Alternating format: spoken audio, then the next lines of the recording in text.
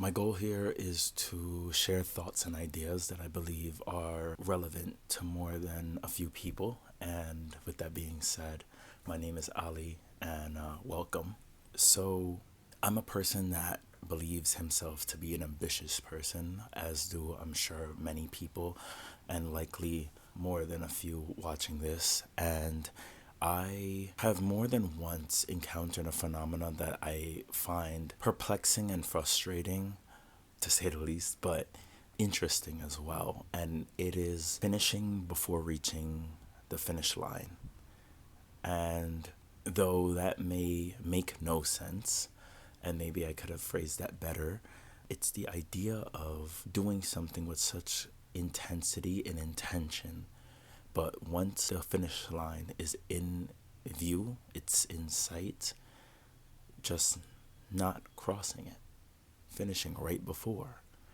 And I notice it in many areas of my life.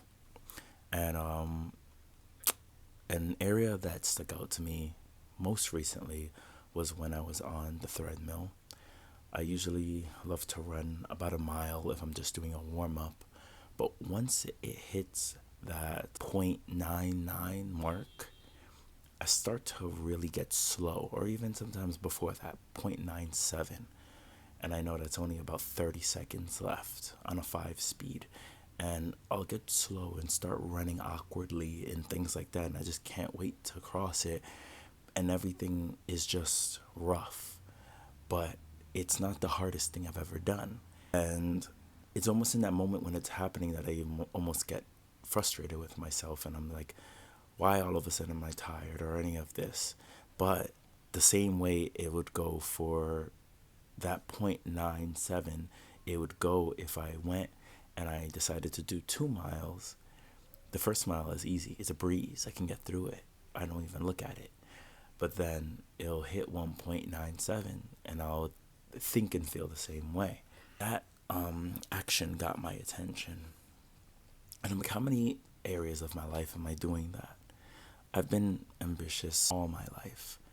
And what I can measure is my ambition versus my success in a lot of things has not been close to equal, if I'm being very honest. And when I look back on a lot of things, I was just always almost.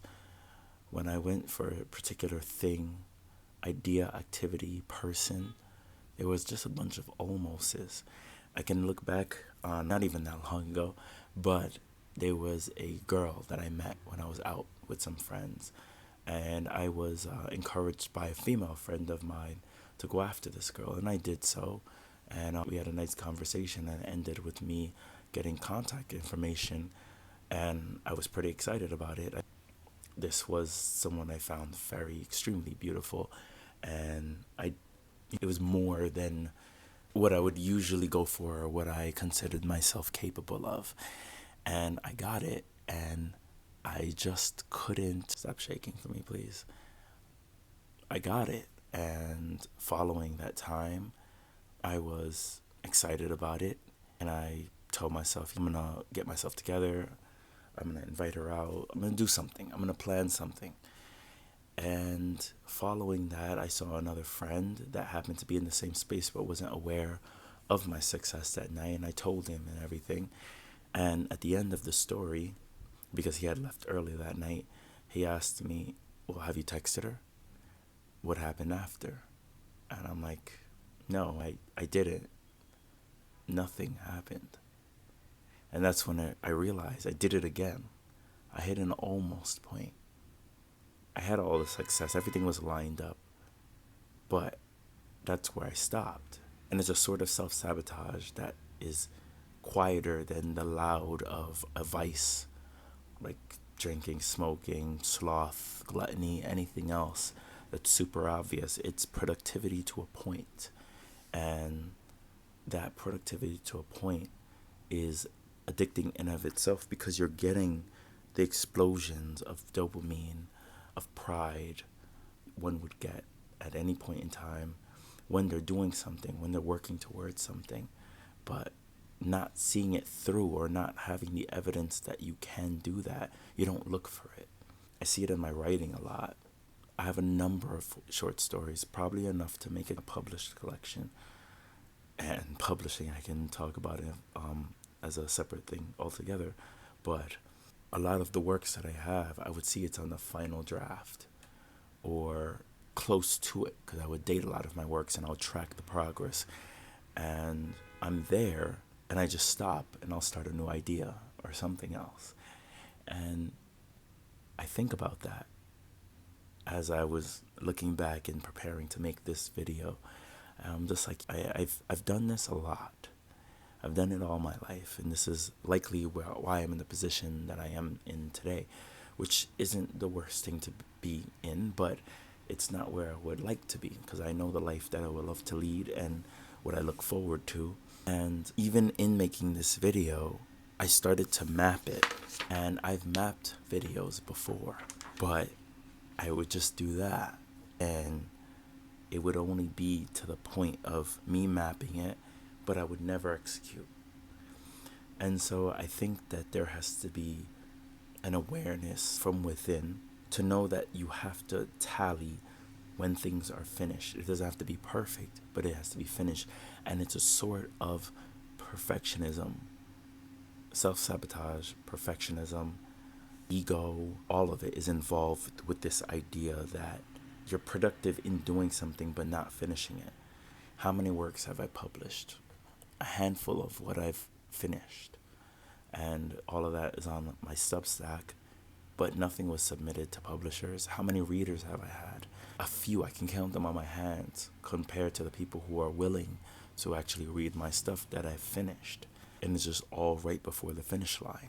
When I'm in a workout, I can get through the first 2 hours. Yes, I have longer workouts because I just enjoy it. But those last couple of exercises, they usually either get skipped or they have low intensity to no focus at all, because I'm stopping right before the finish line. And I know I'm not the only one who deals with this.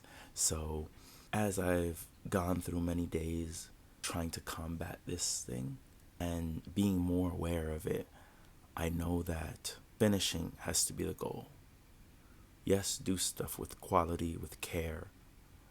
Want it to be the best thing you've ever produced, but make sure you finish it. And if you can't make sure you're finishing it, get some sort of marker of accountability, whether it's another person or a thing that you withhold or something that can keep you there, that can make sure you cross that finish line.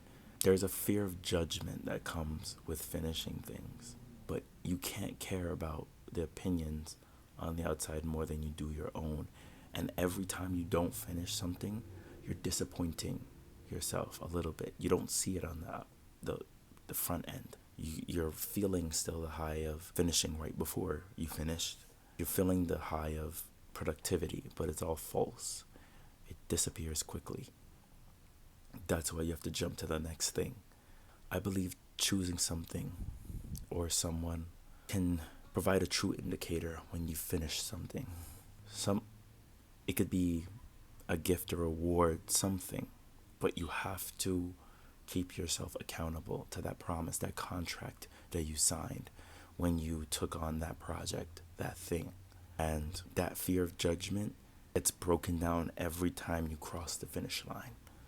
So the point I'm trying to drive home is finish the things that you start, but truly finish and keep making sure, because if the next week passes and it felt exactly the same as the week before, the likelihood is that you didn't finish that thing.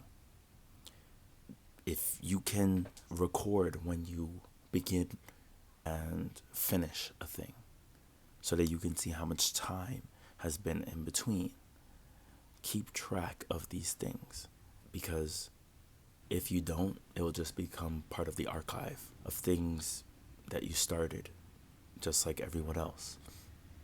And I think your goal, just the same as mine, is not to be like everyone else. It's to be exactly who you're meant to be. So finish that thing. Let's do that together.